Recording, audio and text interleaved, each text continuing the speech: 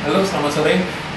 Saya Ray dari Sarah Bisnis. Sore hari ini saya bersama Heita Kawano dan Wilkie Alexander dari MicroAdLab. Nah, MicroAdLab ini adalah sebuah ad network yang membantu brand untuk beriklan di internet. Nah, untuk lebih jelasnya kami akan bertanya ke Wilkie Alexander.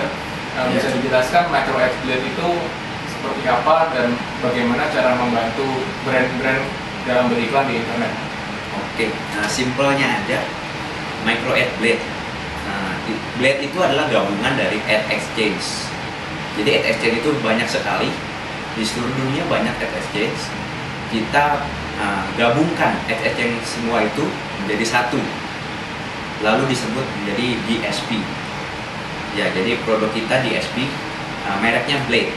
Nah, Ad Exchange itu sendiri maksudnya banyak inventory pengiklan gitu ya? Ad Exchange itu salah satunya sebut saja Google Display Network, itu yang paling besar mungkin di seluruh dunia. Ya, jadi Google itu salah satu partner kita. Kita punya banyak partner yang lain, ya banyak banget lah pokoknya. Jadi kalau bisa dibilang inventory kita jauh lebih luas daripada hanya satu Ad Exchange. Jadi daripada beli banyak Ad Exchange, langsung saja all in one dengan Blade.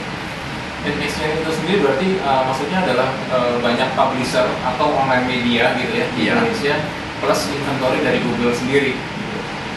Ad Exchange itu bukannya banyak dari Google ya. Ad Exchange itu khusus misalkan Google punya inventory. Ya, itu menjadi Ad Exchange-nya Google. Dan juga ada Ad Exchange lain yang bukan punya Google. Itu punya mereka sendiri, Google nggak bisa masuk ke situ. Beda dengan DSP. DSP bisa masuk ke semua Ad Exchange. Seperti itu. Blade ini kan sudah besar sekali di Jepang ya. Di Jepang sendiri bagaimana? Apakah MicroAdLab menjadi pemimpin pasar dan punya klien besar atau bagaimana situasi di Jepang? Untuk di Jepang kita nomor satu ya. Bisa disebut saja semua perusahaan besar di Jepang sudah pakai Blade. Saat ini ada 6.000 perusahaan besar semuanya di Jepang sudah pakai Blade. Bisa dibilang nomor satu di Jepang. Nah, kalau di teknologi yang dari Jepang dibawa ke Indonesia punya keistimewaan seperti apa? Oke, jadi teknologi kita itu fokus langsung ke user. Kita baca dulu user minatnya dengan apa. Misalkan kita suka dengan fashion, sehari-hari kita pasti buka website yang fashion store seperti itu. Lalu pasti besok-besok kita juga buka website lain karena kita minatnya banyak ya, bukan fashion aja. Lalu di website yang lain tersebut kita munculkan iklan-iklan yang berbau dengan fashion. Jadi kita baca dulu dengan pelanggan sukanya apa. Jadi iklan yang kita munculkan itu benar-benar memang suka dengan kita. Jadi kita menganggap iklan adalah teman Anda seperti itu. Jadi iklan bukan pengganggu, tapi memang kita butuh dengan barang tersebut.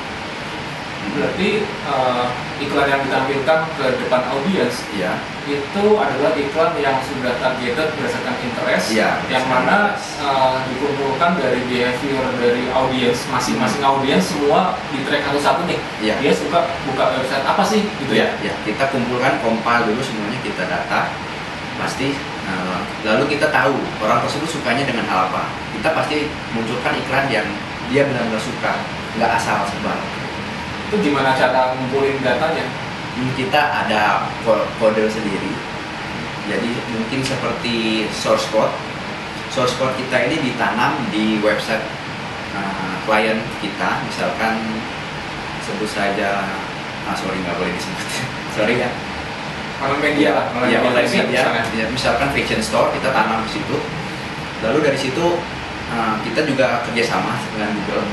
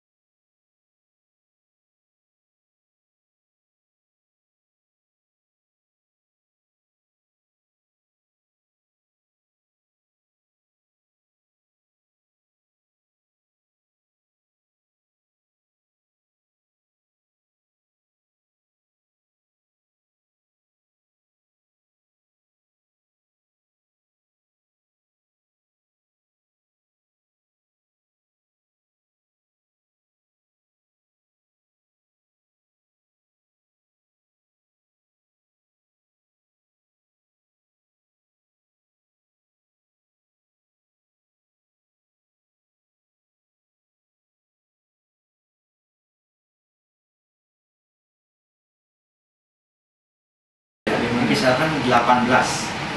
Skor 18 orangnya yang suka ada sebesar ini. Untuk skor 18 yang suka dengan fashion paling banyak ya, warna hijau. Jadi misalkan ingin fokus hanya ke orang yang tersebut, otomatis kita hanya munculkan iklan ke orang-orang ini. Ya, jadi misalkan skornya yang lebih sedikit ya, ini kan 18, kita pakai skor 5, misalkan skor 5. Kalau skornya sedikit, audiensnya lebih banyak, tetapi tidak terfokus ke satu bidang. Ini kita ngomongin skor dari websitenya publisher. Skornya kita dapat dari tracking website tersebut. Jadi setiap website skornya berbeda-beda.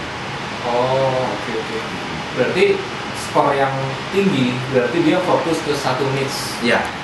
Berarti artinya ini adalah pilihan dari brand, dia mau iklannya gayanya yang mana gitu, mau niche atau general gitu ya, untuk lebih awareness atau fokus ke satu bidang seperti itu. Ya. Dan biasanya yang Anda rekomendasikan ke klien itu yang mana nih, yang general atau yang niche, plus minusnya biasanya seperti apa? Oke. Kalau untuk awal misalkan perusahaan baru belum punya pasar, kita rekomendasikan untuk semua audiens, karena untuk menyebarkan nama dulu ya itu karena belum ada pasar, belum ada yang tahu, orang-orang belum ada yang percaya. Kita rekomendasikan untuk skor yang sedikit, otomatis istilahnya lebih banyak, impressionnya yang disebar lebih banyak. Berbeda dengan yang sudah punya nama, misalkan mungkin produk mobil hanya fokus untuk orang-orang yang suka dengan mobil. Begitu ya, seperti itu sih. Oke, berarti untuk awal-awal yang direkomendasikan adalah yang general supaya awareness dulu ya, semua orang tahu dulu ya untuk perusahaan baru. Ada hal menarik apa yang bisa di-share dari MicroAd Blade terkait teknologinya mungkin? Oke, bisa dilihat di sini adalah dashboard campaign dari Blade kami. Di sini data semua secara real time, jadi bisa dilihat cost, impression, klik ada berapa, semua secara real time. Di sini juga langsung bisa dilihat grafik.